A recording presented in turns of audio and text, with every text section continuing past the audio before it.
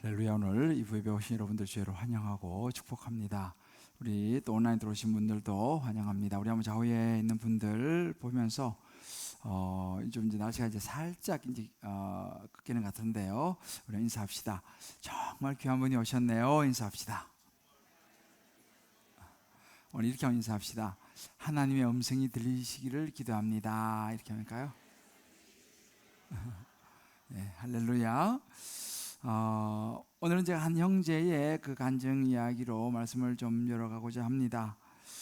주식 투자로 집과 또 재산을 다 날리고 마음이 너무 힘들어서 술과 담배 이런 것들로 빠져 사시는 그런 아버지를 보면서 나는 절대 아버지처럼 살지 않겠다고 다짐을 한 형제가 있었습니다. 그래서 나름대로 이제 준비하던 그 시험에 내가 합격해야겠다. 그리고 나는 가정을 꾸리고 정말 아버지와는 다르게 나는 책임감 있게 가정을 한번 꾸려보겠다. 그러다 보면 그렇게 내가 열심히 노력하다 보면 내 미래는 달라질 것이다 라는 생각을 했습니다. 그래서 정말 자신의 그 어떤 계획을 세우고 열심히 정말 몇 년간 주일 교회에 나가는 것도 하지 않고 공부에만 집중해서 매어 달렸습니다. 열심히 시험 준비를 하는데 이 시험이 될 것 같으면서도 자꾸 떨어지는 거예요. 그러다 보니까 또 이제 이 생활비도 필요하니까 또 돈도 좀 벌어가면서 또 계속 도전을 하면서 시험 준비를 했는데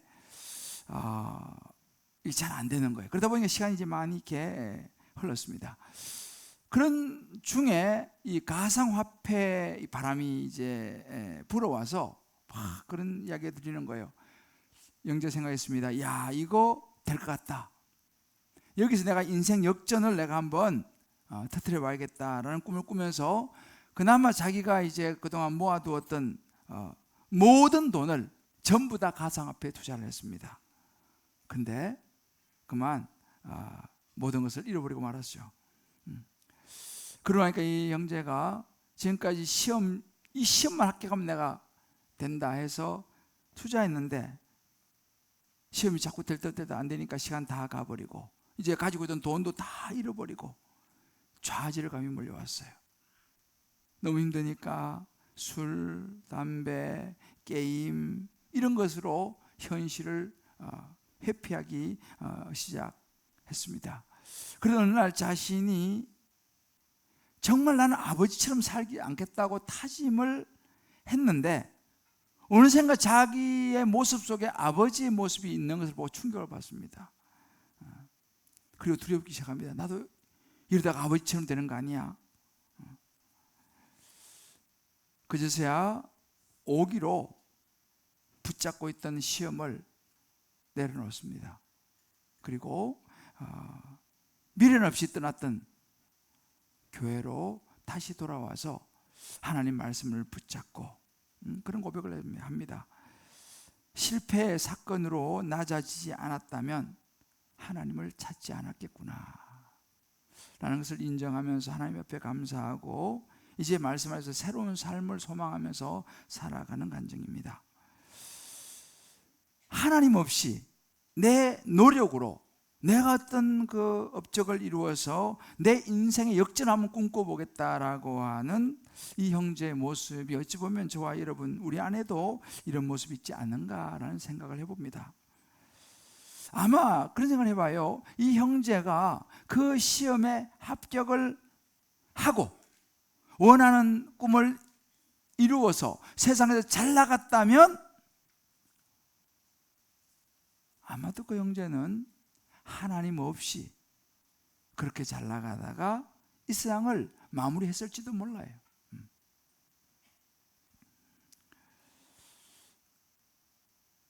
여러분 누가 생각나지 않습니까? 우리가 지금 출애굽기를 통해서 계속적으로 하나님과 바로 왕과의 관계 또 모세와 이스라엘 백성들 애굽 사람들의 관계들을 쭉 보고 있는데 지금 보면 바로 왕의 모습이 보입니다. 우리 지난주에 나눴습니다만 나일강은 바로 왕에게는 굉장히 믿을 만한 것이었습니다. 자기 능력으로 모든 걸 할 수 있다라고 하는 자신감, 더군다나 그는 성실하게 아침에 일어나면 늘 항상 날강가에 가서 이수서 날강 신에게 제사를 드리는 그 노력이면 된다라고 생각을 했던 것 같습니다. 자기가 하나님 자리에 앉은 바로 하나님은 기뻐하지 않으시고 그가 믿던 나일 강물을 하루아침에 쳐서 피가 되게 하심으로 그 피장을 통해서 바로의 생각이 잘못된 것을, 자기 능력이 아무것도 아니라는 것을 깨닫게 하시고 그 것이죠.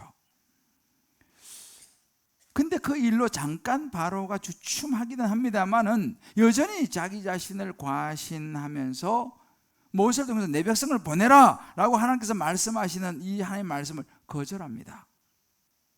여전히 자기 것을 놓지 못하는 거죠. 그래도 내가 능력이 있다는 것입니다. 하나님은 그런 바로를 또다시 다루십니다. 자신의 쌓아올렸던 이 업적을 아직도 붙잡고 있는 바로를 다루는데, 이번에 어떻게 하면 개구리, 이 파리, 이 재앙을 통해서 또 다른 바로가 놓지 못하는 영역을 다루시고 무너뜨리는, 이것이 오늘 우리가 읽었던 이 본문의 내용입니다. 그렇다면 하나님께서 이 바로의 어떤 모습을 다루시기를 원하실까요? 저는 이 말씀을 묵상하면서 이 개구리, 이 파리 재앙, 그것이 나하고 무슨 상관이 있냐, 그죠? 수천 년 전에 일어났던 그런 일들이 나하고 무슨 상관이 있냐라고 우리가 생각할 수 있겠습니다만은, 그러나 어제나 오늘이라 영원히 동일하신 하나님은 이 말씀을 통해서 오늘 21세기를 살아가는, 또 우리 각자의 삶을 살아가는 저와 여러분에게 주시고자 하는 메시지가 있음을 저는 믿습니다. 오늘 그 성령의 음성을 잘 들으시고 바로의 길을 가지 않는 저와 여러분 되시기를 주의 이름으로 축복합니다. 우리 한번 이렇게 한번 축복하십시다. 하나님의 음성이 들리기를 기도합니다. 자, 그렇다면 이 개구리와 이와 파리의 재앙이 주는 교훈은 무엇일까요? 그 첫 번째는 인생을 보호하지 못하는 신들이라는 것입니다. 바로가 의지하는 마음속에 있었던 신들이 바로 이 개구리, 이 파리 신들이었습니다. 당시에는 이 애굽에는 이 개구리는 이게 원래는 헤케트라고 하는 신인데요, 다산을 의미했습니다. 이 개구리 신은 풍요를 가져다주고 자손들을 번성하게 하는 신이다라고 믿었습니다.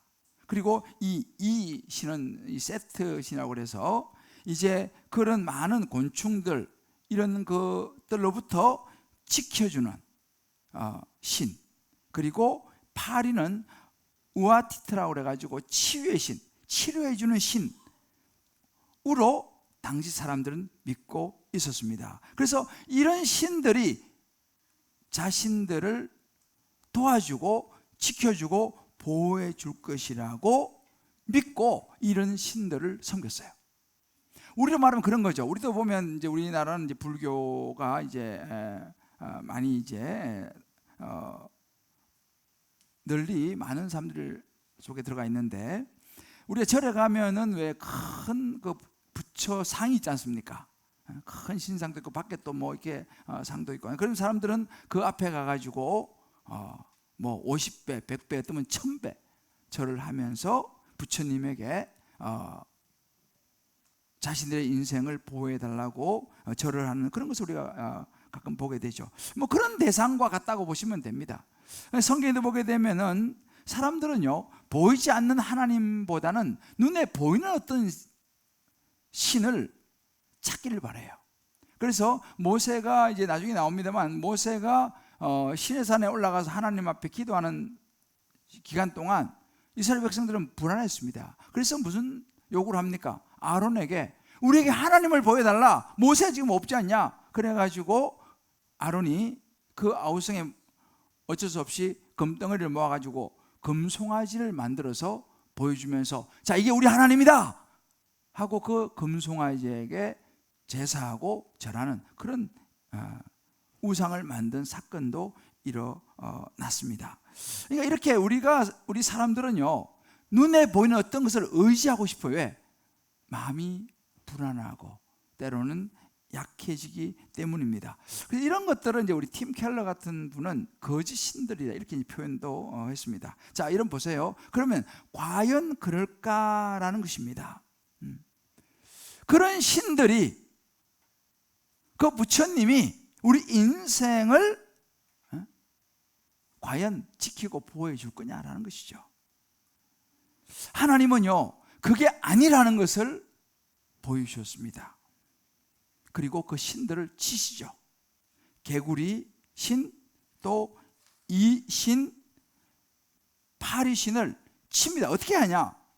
그들이 믿는 그 개구리가 온 천지에 가득하게 만드셔가지고 궁전, 침실, 밥상, 떡반죽거리. 여러분, 개구리가 떡반죽거리에 들어가는 생각해 보십시오.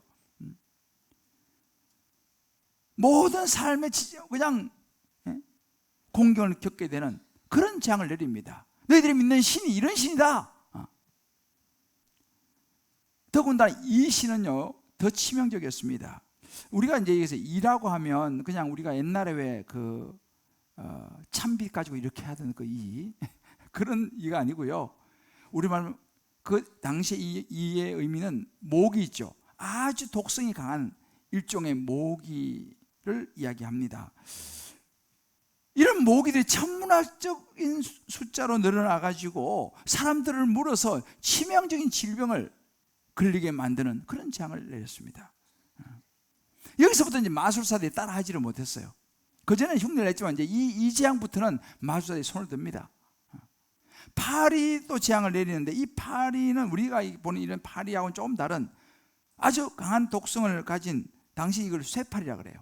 이런 파리들이 수없이 몰려들어서 사람들을 물면 거기서 엄청난 독성이 나오는, 고통이 심한 그런 재앙을 내렸습니다.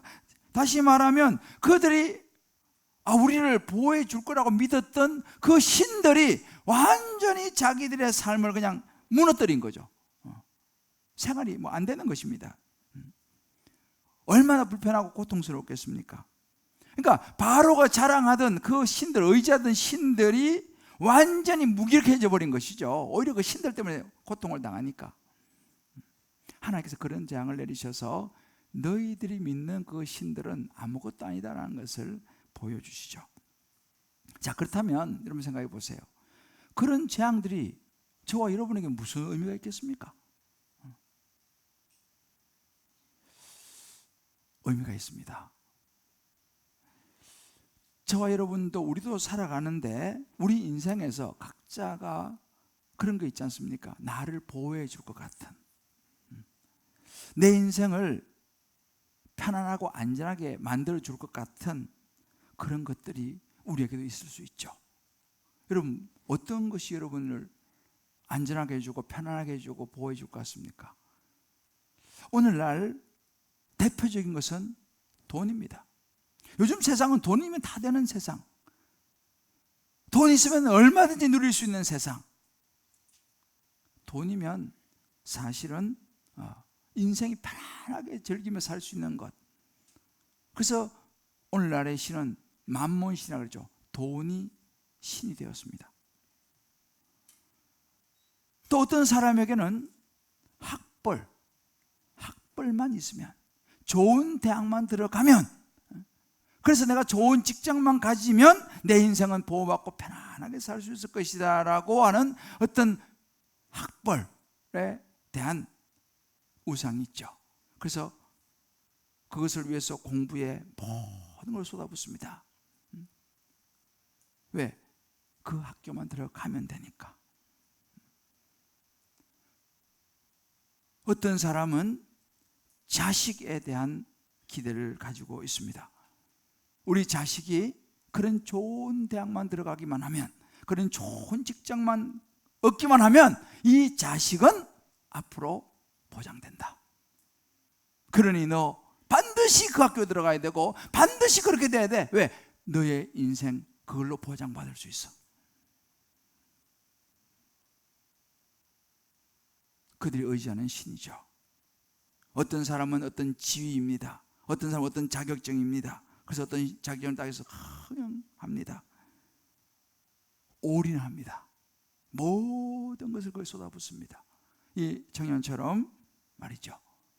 심지어 교회도 안 갑니다. 예배 안 드립니다. 하나님도 일단 접습니다. 왜? 지금은 공부해가지고 그 학교를 들어가야 되니까. 지금은 공부해서 그 자격증을 따야 되니까. 지금은 돈을 벌어야 되니까. 심지어 사람들과의 관계도 끊어버려요. 친구와의 관계도 끊어버려요. 왜? 일단 그것을 내가 성취해야지만이 내 인생이 보장될 것 같으니까. 하나님은 일단 접습니다.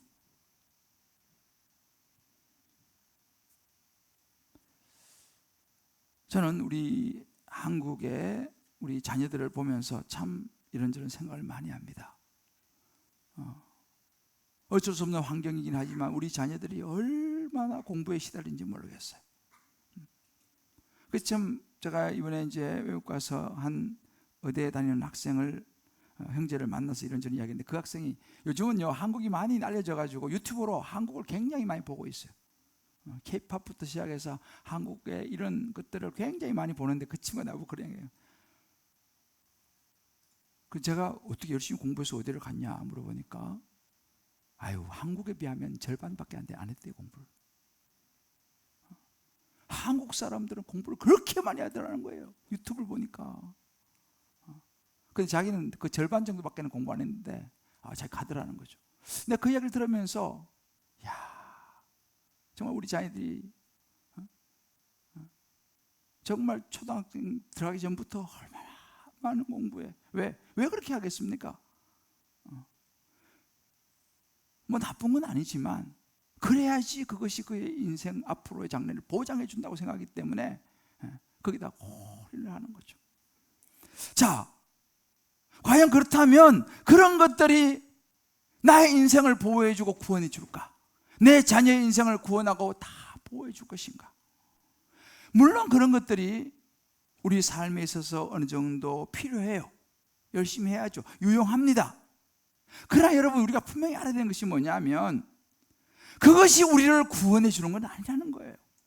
그것이 우리 자녀를 구원해 주는 것은 아니라는 것입니다. 그런데 세상은 그걸 속입니다. 거짓 신들을 가지고 일단 돈만 많이 벌면 성공만 하면 좋은 학교에 들어가게 되면 좋은 직장만 잡으면 모든 것이 마치 모든 해결해 줄 것 같은 모든 구원을 이루어 줄 것 같이 그런 생각을 갖게 합니다. 근데 여러분 우리가 분명히 알아야 됩니다. 다 필요하지만 하나님보다 그런 것들이 앞서게 되면 그것은 우리의 삶에 우리 자식들의 삶에 우상이 됩니다. 그리고 그 거짓 신들은 우리를 넘어뜨릴 것입니다. 사실은요 돈 때문에 무너진 사람들이 많이 있습니다. 그래서 후회를 합니다. 차라리 그때 그 돈을 그 돈이 없었으면 내가 그렇게 무너지지 않았을 텐데.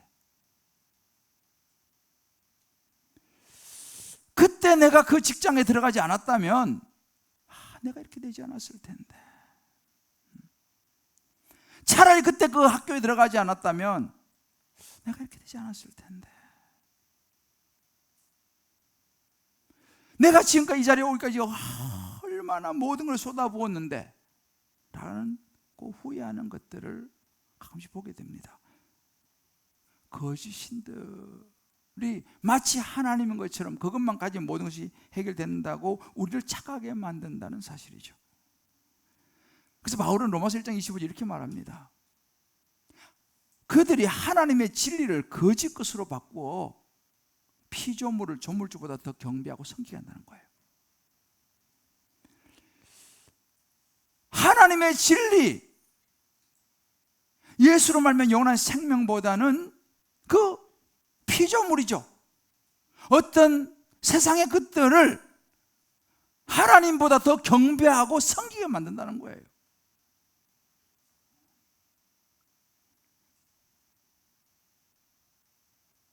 그래서 바울은 이런 이야기를 해요. 고린도서 10장 12절에 그런 적 선줄로 생각하는 자는 넘어질까 조심해야 된다. 아유, 저는 그렇지 않습니다. 저는 확실하게 하나님 붙잡고요 합니다.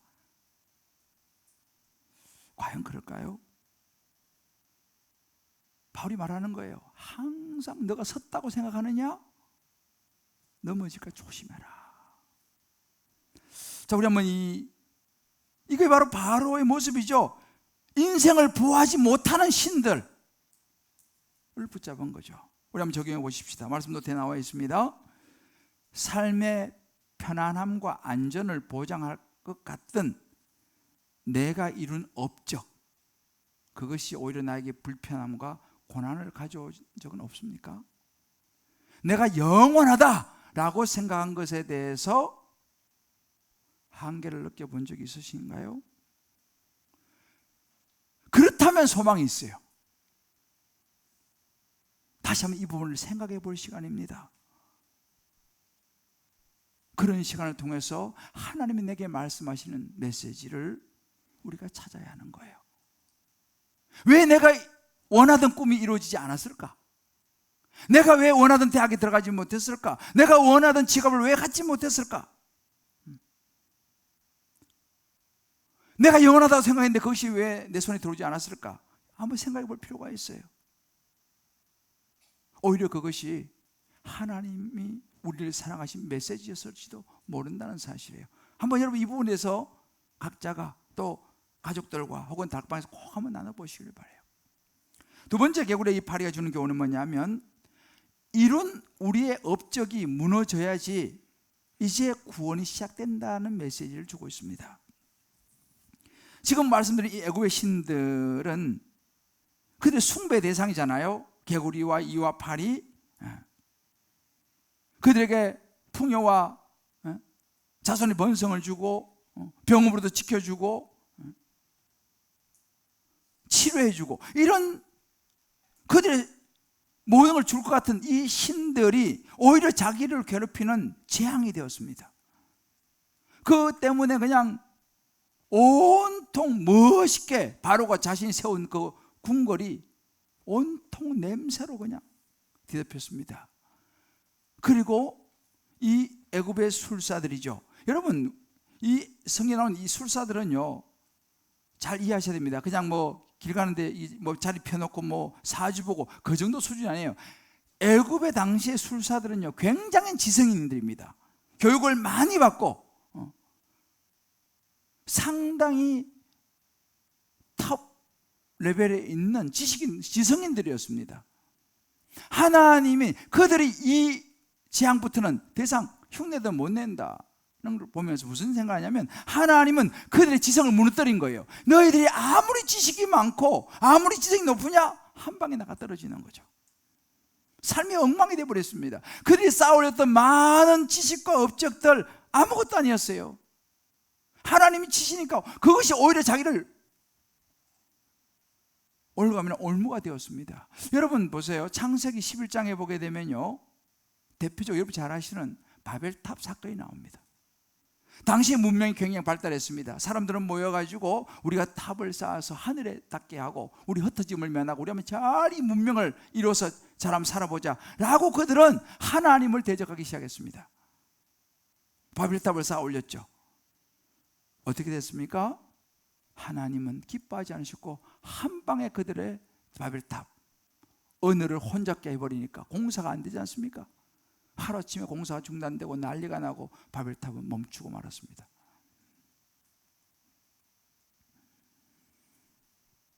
하나님이 치시면 한 방에 모든 것이 무너져 버리는 거예요.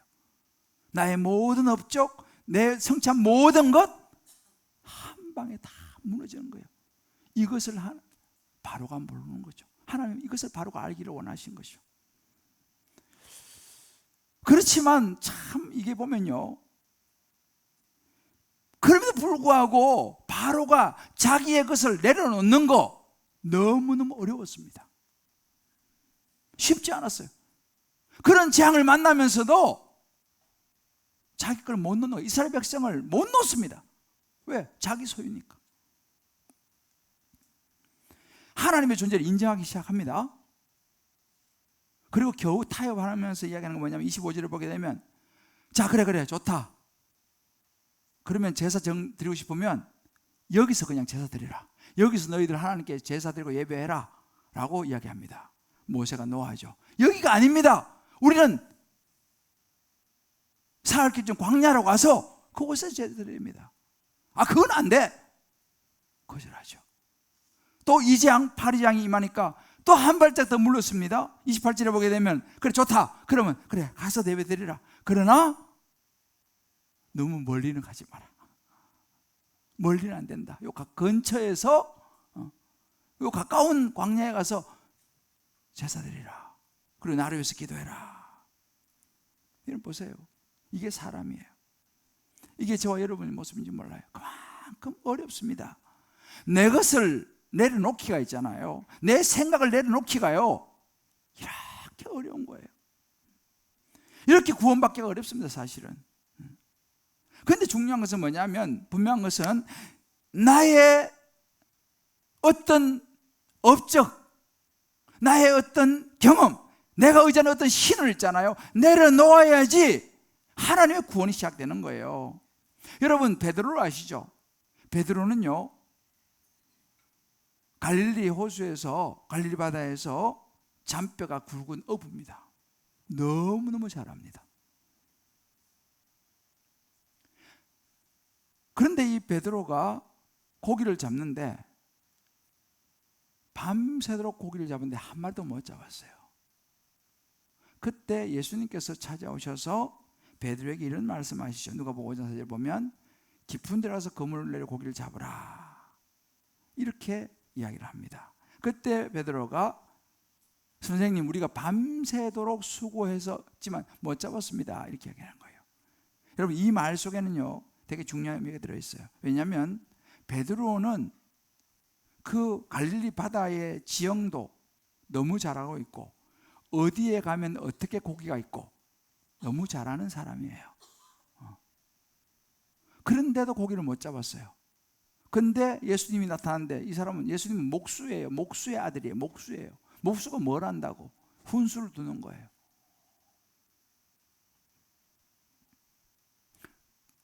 이 예수님의 이야기를 듣는다는 것은 사실 굉장히 어려운 이야기입니다.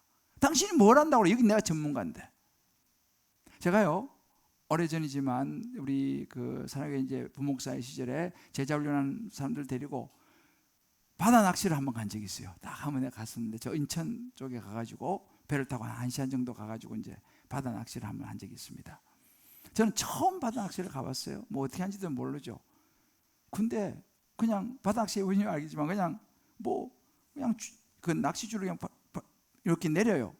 지렁이에서 내리면 고기가 잡혀 올라와. 그냥. 그래서 제가 깜짝 놀랐습니다. 왜냐하면 넣으면 고기가 잡혀 올라와. 우럭. 그 제가 거기서 그 가자미도 한 마리 잡았습니다. 내가 굉장히 난 탁월한 낚시꾼이구나 그런 생각을 했어요. 그런데 있잖아요. 내가 그걸 알게 됐어요. 그때 그 이제 선주죠. 그분이 나이가 좀 많이 드신 어르신이었는데 우리를 1시간 정도 데려와가지고 거기서 이제 여기 낚시하십시오 하고 여기 내리십시오 이렇게 가르치더라고요. 근데 배를 조금 움직이는 거예요. 알고 보니까 이분은요 이미 거기에서 오래 사셔가지고 소위 물대라 그러더라고요. 물대를 아는 거예요. 고기가 어디서 어디로 움직이는 걸 이분은 다 알고 있어. 나 깜짝 놀랐어요. 그래서 고기가 움직이는 거기에 따라 우리 배를 살게 되니까 고기가 있는데 이걸 내리니까 뭐 그냥 잡혀 올라오죠. 야, 이 어부라는 것은 그런 것이구나. 내가 그때 참 기억이 인상 깊었던 기억이에요. 그러니까 베드로가 그런 거죠. 근데 예수님이 와가지고 훈수를 두는 거예요. 내가 다 너무 잘하는데. 그런데 그때 중요한 것은 뭐냐 하면 누가복음 5장 5절을 보게 되면요 말씀에 의지해서 내가 사실은 여긴 베테랑이고 내가 모든 걸 잘 알지만 밤새도록 잡았지만 안 됐지만 말씀에 의지해서 내가 그물 내리겠습니다 하고 예수님의 말씀을 따라서 그물을 내린 겁니다. 그리고 엄청 고기를 잡고 예수님의 제자가 되죠. 자기의 경험을 내려놓은 거예요. 자기의 베테랑 어부라고 하는, 그것도 밤새도록 잡아본 그것을 일단 내려놓았습니다. 그리고 예수님 말씀을 따르니까 거기서 구원이 시작된 것을 우리가 보게 돼요. 바울은요, 빌립보서 3장 8절 이렇게 말했습니다. 모든 것을 해로 여김은 모든 걸 잃어버리고 배수를 물려야겠다. 바울은 굉장한 사람입니다. 최고의, 이제 앞으로 나오겠습니다만, 최고의 당대 학벌을 가진 사람이고 최고의 대학을 나온 사람이고 정말 능력 있는 탁월한 사람이었습니다. 그런데 그 바울이 그 모든 것을 다 해로 여기고 배수를 물려 여기고 내려놓았어요. 그는 예수님을 만났고 구원을 받았죠. 제가 지난주에 우리 드림센터 현판식을 했습니다. 지난주에 여러분에게 아마 잠깐 보여드렸는데, 참 너무 저는 개인적으로 너무 감격스러웠어요. 물론 아직 그 건물에 여러 임대분들이 계시기 때문에 우리가 쓸 수 있는 공간은 제한되어 있지만, 그래도 참 우리가 성도님들이 마음 모아가지고 어떻게라도 우리가 이제 그 드림센터를 교회 이름을 다는 것이 너무 감격스러웠는데, 저는 가끔씩 그래요. 우리 교회는 우리 교회 예배당 이런 일반적인 그런 예배당이 없잖아요. 학교 빌려 쓰고 아침 일찍 와서 30분 전에 문 열면 세팅하고 또 끝나면 또 다 하고 이제 이런 생활을 오래 하다 보니까 가끔씩 어떤 교회 가면요, 저 되게 부러워요. 특히 잘 짓고 이렇게 잘해놓은 교회 보면, 와, 여기 담임 목사님은 좋겠다. 세팅 신경 안 써도 되고 쫓겨날 염려도 없고 되게 부러워요. 그러면서 제가 한 번씩 정말 참 좋겠다 이런 마음이 들 때가 있는데, 사실은 제가 좀 오래 전입니다만은 여러분 높은 뜻 무슨 교회에서 김동호 목사님 아시죠? 지금은 이제 이 목사님이 은퇴하셔서 지금도 활동하시더라고요. 근데 그 김동호 목사님이 동안교회에서 목회를 하던 때였어요. 동안교회도 좀 유명한 교회잖아요. 근데 동안교회에서 목회를 하실 때에 제가 그때 런던에 있었는데, 런던에 집회하러 오셨어요. 집회하러 오셔서 어떤 이야기를 하셨어요. 제가 굉장히 인상 깊게 지금도 기억을 하고 있어요. 벌써 20몇 년 전이니까 당시에 100억짜리 교회를 건축을 했어요. 지금 100억이면 그렇지만 그때는 100억이면 엄청난 돈이었습니다. 근데 아무튼 이 목사님께서 그 100억을 준비를 해서 아무튼 그 동안교회를 새로 건축을 했어요. 건축을 하고 이제 입당식을 하는 날, 이제 올라가는 계단이 이렇게 있나 봐요. 저는 가보지는 못했지만, 근데 너무 가슴이 벅차더라는 거예요. 와, 내가 100억짜리 교회를 건축하다니. 그래서 어깨가 확 올라가고 너무 자기가, 그렇잖아요. 대단한 일, 그 당시는 보이금이 엄청났으니까 그런 마음이 확 올라오더라는 거예요. 그래서 그때 생각했다는 거예요. 내가 이러면 안 된다. 자기의 그 자랑 업적이 확 올라오는데, 내가 이러면 안 되지 하면서 이제 입당식 하는 테이블 끊고 이제 계단이 이제 올라가는데, 그랬다는 거예요. 한 계단 밟으면서 주님이 하셨다. 주님이 하셨다. 이걸 계속 자기에게 리마인드 했다는 거예요. 왜?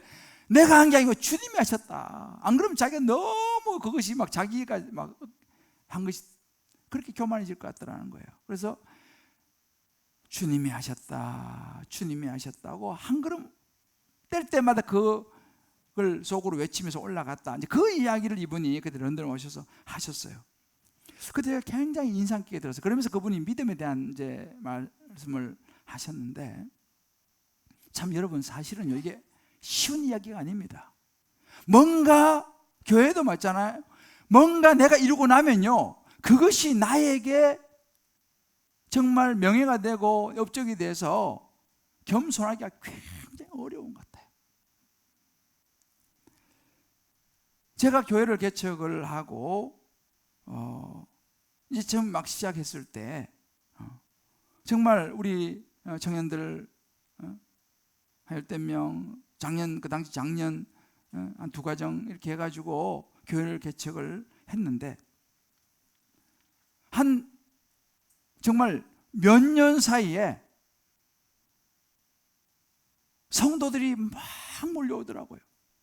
그리고 그 당시는 1년에 보통 400에서 500명이 등록을 했어요.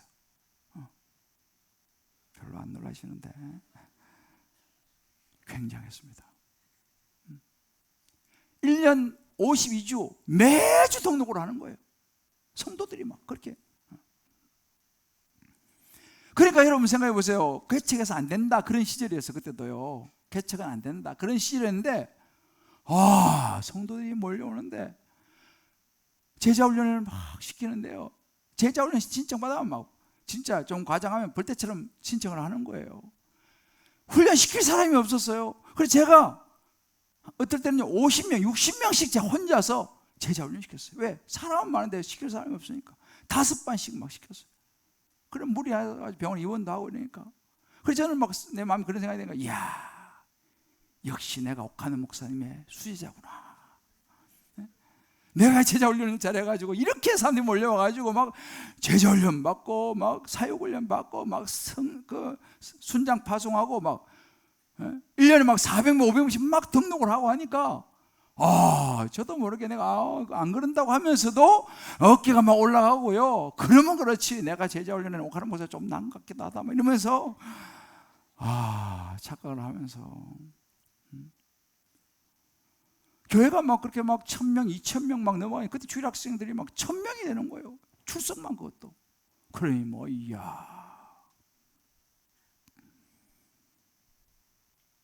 나도 모르게 그것이 내 업적이 되고 나의 자랑이 되고 내가 근데 있잖아요. 하나님이 그걸 기뻐하시겠어요? 하루아침에 하나님이 치시더라고요. 하루아침에 치셨어요. 내가 그렇게 자랑하던 그 제자 훈련이라는 것이 한 방에 내 눈앞에서 무너지는 것을 제가 경험을 하게 됐어요. 아무것도 아니더라고요. 그렇게 몰려오던 사람들의 마음이 돌아서는 것이 하루아침이더라고요.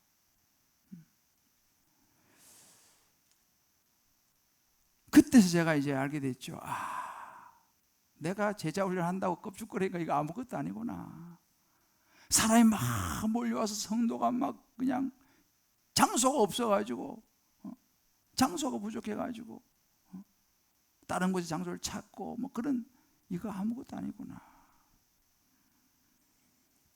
그러면서 제가 사실은 하나님께서 하루아침에 내 능력이 아니고 내 업적이 아니라는 것을 보여주시면서 내가 완전히 정말 땅에 떨어졌습니다. 그리고 저 자신을 돌아보는 아픈 시간을 내가 가졌어요. 1년의 시간을 정말 돌아보면서 눈물을 흘리면서 다시 하나님 앞에 겸손히 엎드렸습니다.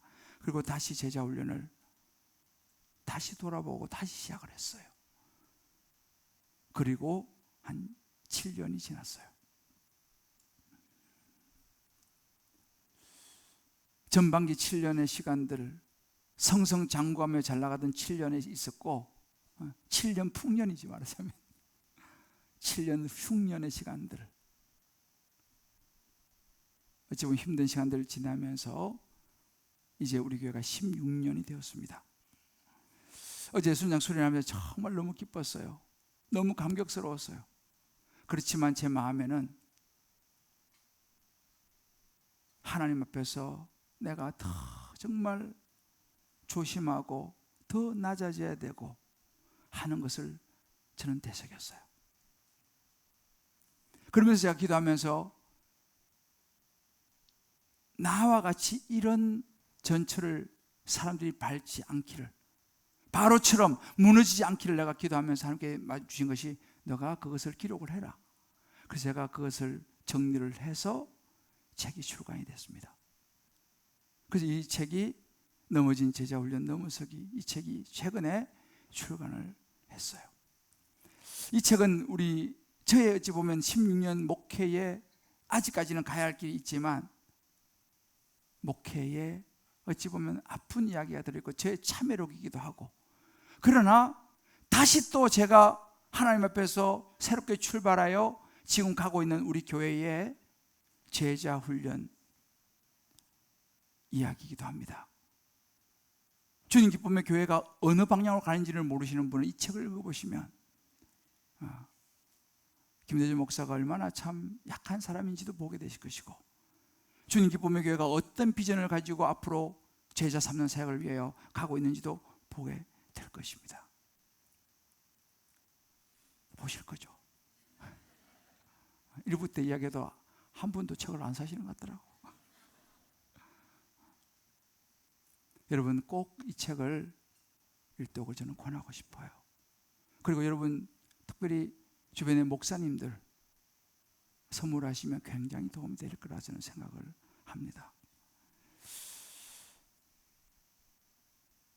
이 개구리, 이 파리 재앙, 이런 재앙들이 우리에게는 아픔이지만요, 그것을 통해서 우리의 구원이 이루어진다는 사실을 마음에 새기시기를 주의 이름으로 축복합니다. 우리 각자 한번 적용해 볼 수 있으면 좋겠어요.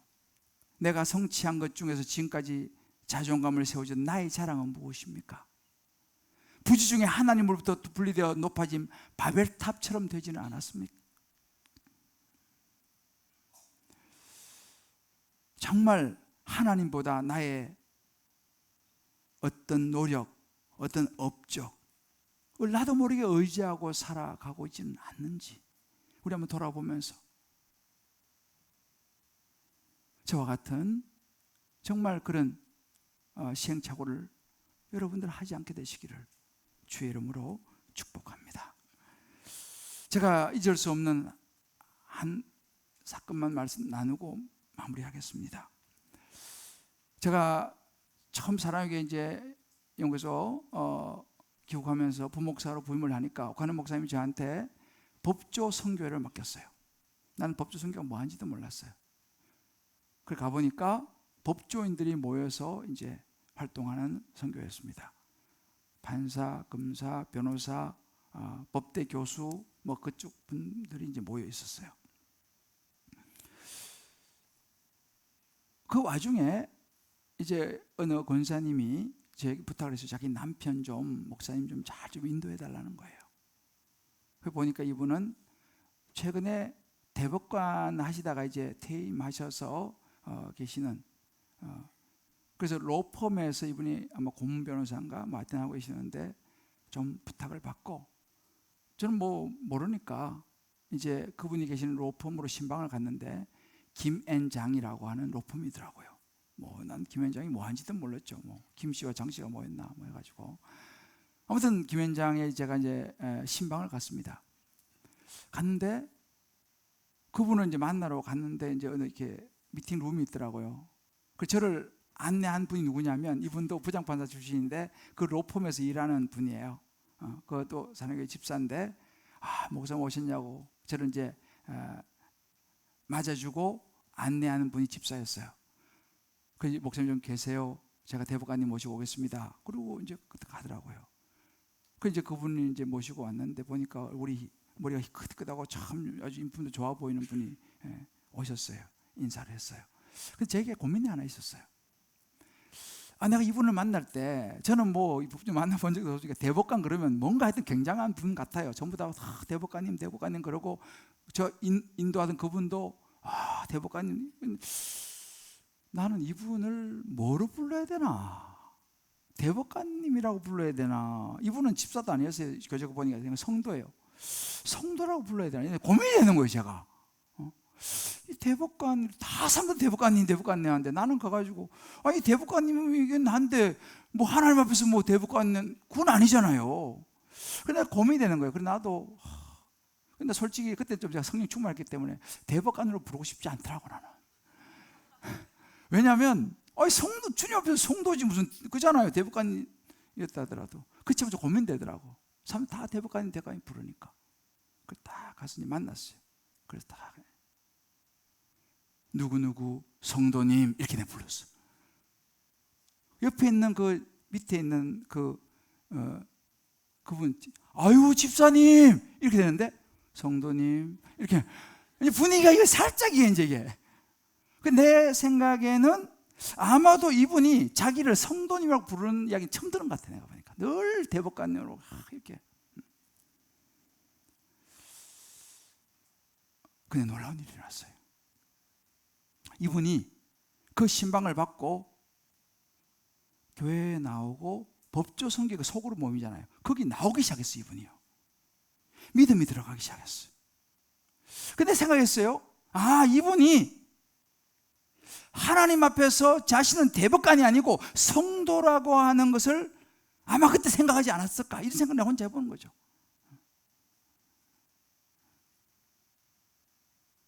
왜? 항상 대법관이었으니까. 근데 자기는 성도라는 거거든. 진짜 그때부터 이분이 말씀이 들리기 시작했어요. 그리고 법조성계 대법관이 나오니까 막 부흥하더라고. 그리고 그 다음에 그분이 집사 직분을 받았습니다.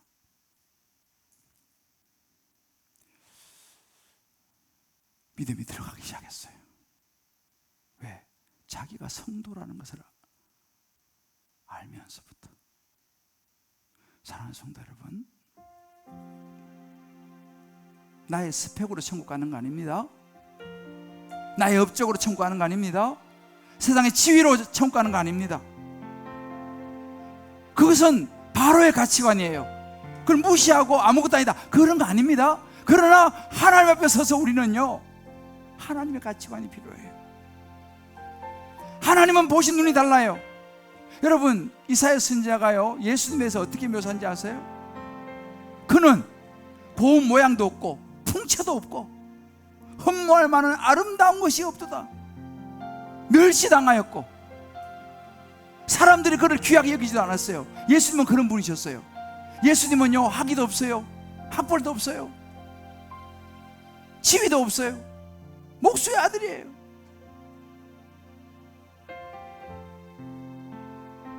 그러나 예수님은 이 땅에 오셔서 생명을 전했어요. 구원을 이루셨습니다.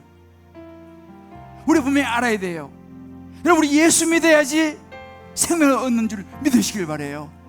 어떻게 예수 제대로 믿을 수 있습니까? 나의 세상적인 모습을 내려놓을 때 겸손히 하나님 앞에 머리 숙이고 나는 예수님이 필요합니다.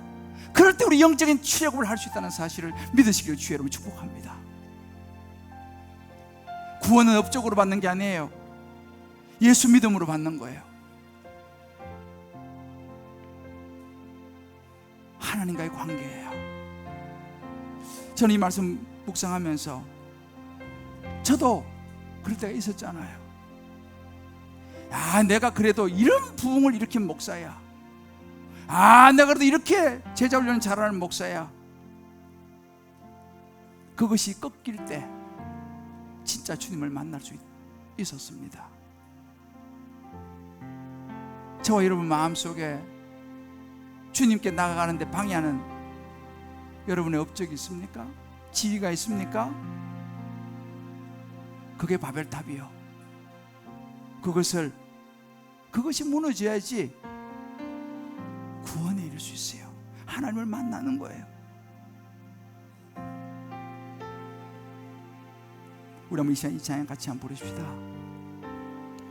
참 귀한 찬양인데요, 내가 주인 삼은 모든 건 내려놓고 내 주 대신 주 앞에 나가, 이 찬양 우리 같이 부르면서 오늘 주신 말씀 붙들고 같이 한번 기도하는 시간을 갖겠습니다.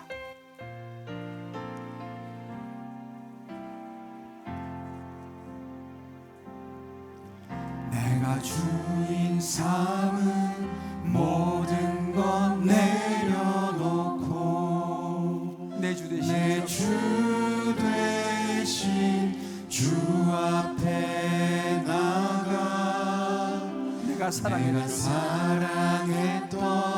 모든 건 내려놓고 주님만 사랑. 우리 다시 한번 고백합시다.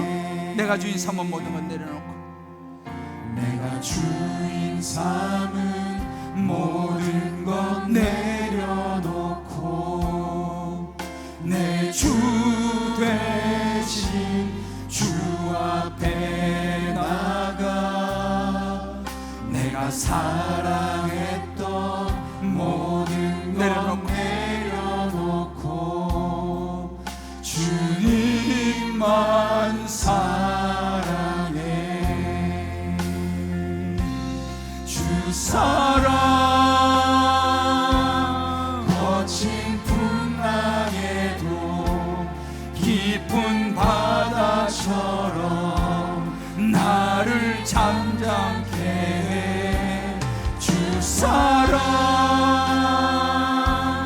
내 영혼의 반석 그 사랑 위에 서리 주 사랑 거친 풍랑에도 주 사랑 거친 풍랑에도 깊은 바다처럼 깊은 바다처럼 나를 잠잠케 하는 주님이십니다. 나를 잠잠케 해 주 사랑 내 영혼의 반석 그 사랑 위에 서리. 우리 한번 이 시간 좀 기도합시다. 오늘 말씀을 가운데 성령께서 저와 여러분에게 각자 주신 음성이 있으리라 생각합니다. 예수님을 우리 마음에 생각하면서 예수 믿으면서 신앙인으로 살아가야 하는데, 그러기 위해서 우리 안에 꺾여야 되는 또 한 가지는 나의 업적이요 바벨탑이 아닌가 생각합니다. 그것을 내려놓고 정말 예수님처럼 겸손히 나아갈 때, 그 예수님을 붙잡을 때 저와 여러분의 삶은 새로운 인생의 출애굽이 시작될 줄 믿습니다. 그것을 위해서 우리는 사실은 양육받는 거예요. 훈련받는 거예요.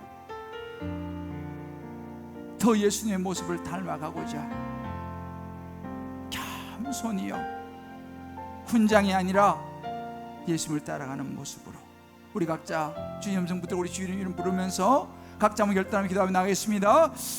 주여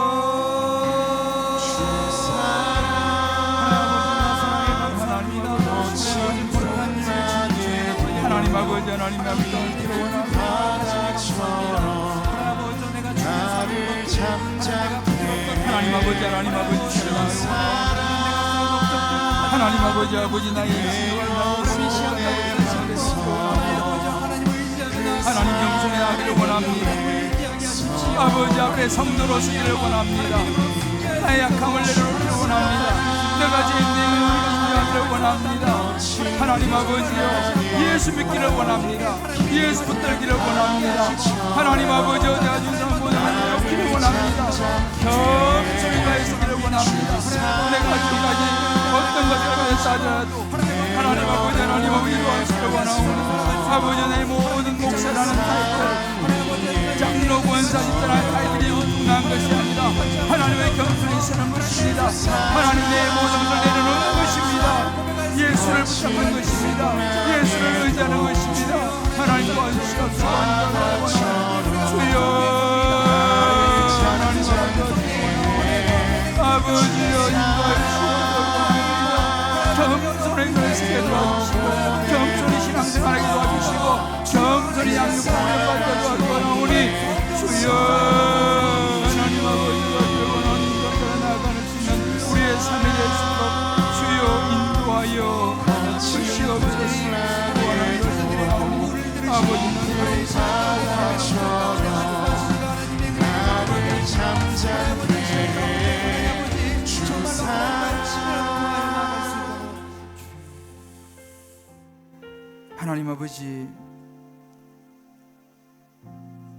나의 나 된 것이 다 하나님의 은혜로 된 것인데 착각하면서 나도 모르게 나의 업적, 나의 바벨탑을 쌓았던 참 어리석은 목사였음을 주여 고백하오니 긍휼히 여기시고 용서하여 주시옵소서. 목사라는 것이 중요한 것이 아니라 정말 내가 신앙생활을 얼마나 오랫동안 했느냐가 중요한 것이 아니라